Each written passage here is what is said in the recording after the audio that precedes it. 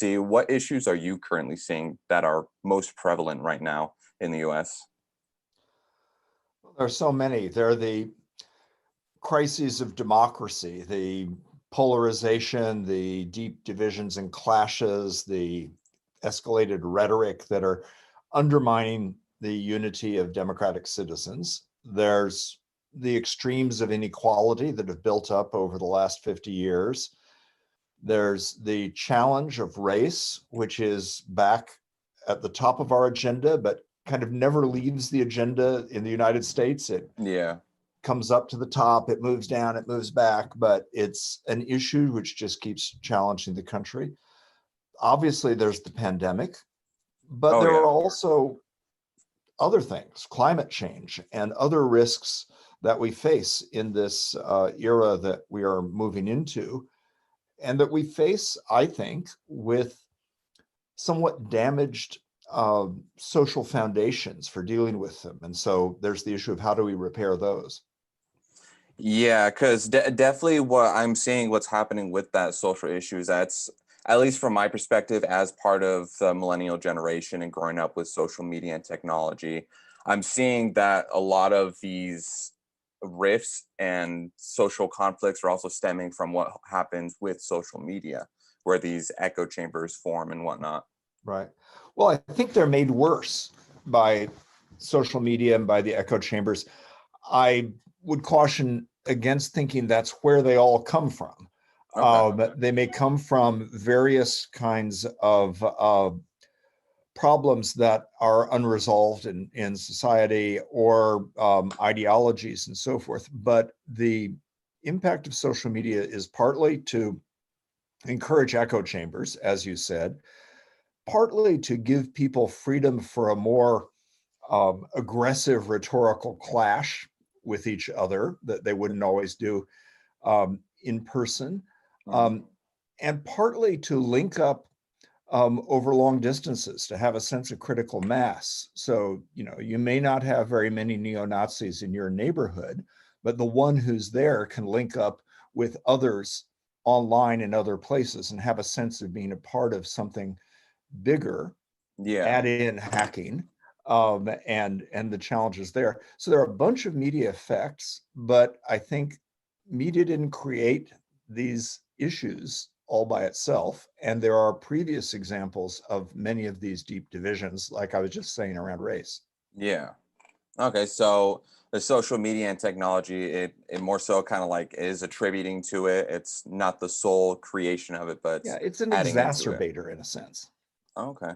Yeah, because something I definitely see a lot too with social media, especially when it pertains to things with race, ethnicity, things like that. That's where a lot of these echo chambers especially come up because of just how sensitive a topic it is. And I know Facebook, social media, it gives a platform to really give a voice to people that are victims of such abuses. Yeah.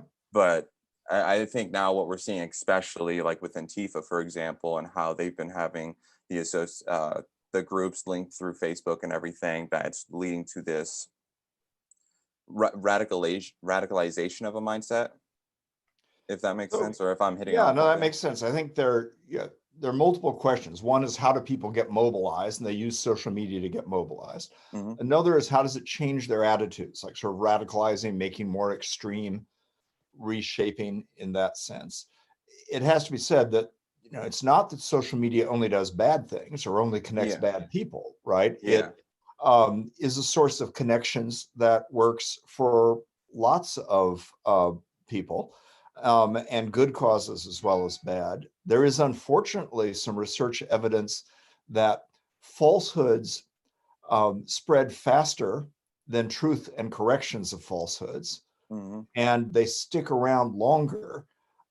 So it appears that the new media are not helping our ability to get to the truth of matters. Um, yeah, and because that's probably true on all sides of issues. yeah, and what I see too, especially with that, because like with YouTubers, they use the clickbait algorithm to get that attention quickly. And what happens a lot that I see on Facebook, and I've even felt victim to it, where it's the rage bait, and I click and I just fall into it. But they only give you like a first headliner that depicts this whole kind of situation, and the rest of it, it's either just kind of filler, or if it's mixed with some kind of bias. And even if it's based off false information, they still roll with it. And like with a lot of mainstream media, there's a lack of accountability, where that false information and those false accusations has led to some detrimental effects on the livelihood of those individuals. Oh, I think you're exactly right, Josh, on this. Let me just pull out 2 points from it. One is the shortened attention span, that often people read the headline and then they click on the next thing, right? Mhm. And so they think they've gotten the story, whatever it is, without going very deeply into it.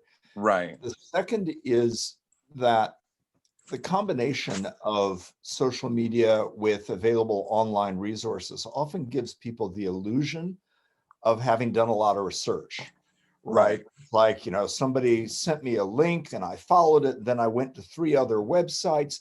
Now I know the real picture. I've thoroughly investigated the story. I've done my research. I know the truth. But maybe all of those websites were crap. Yeah. Maybe they were all ideologically biased. That it's not true that just going to 3 or 4 or 5 guarantees anything. Yeah, and especially with the level of bias and misinformation that's going around now, it's very difficult to be able to mitigate and try to find the right actual information. So that's why usually whenever I have any kind of debate or argument with someone else discussing things like that, I try to stay close to the more factual information rather than jumping on that clickbait. Because I've fell victim to that a couple times, like for example, with scandals that opened up against the Obama administration, things with Kamala Harris, for example. So I've been victim to that. I know the, I wouldn't say maybe manipulation would be the right word, but the level of manipulation and and perception that goes with it, I would say. So I would fall into it, but Well, that's why everybody I'm does. I exactly. mean, even the people who are pretty careful to try to be factual occasionally get fooled sometimes.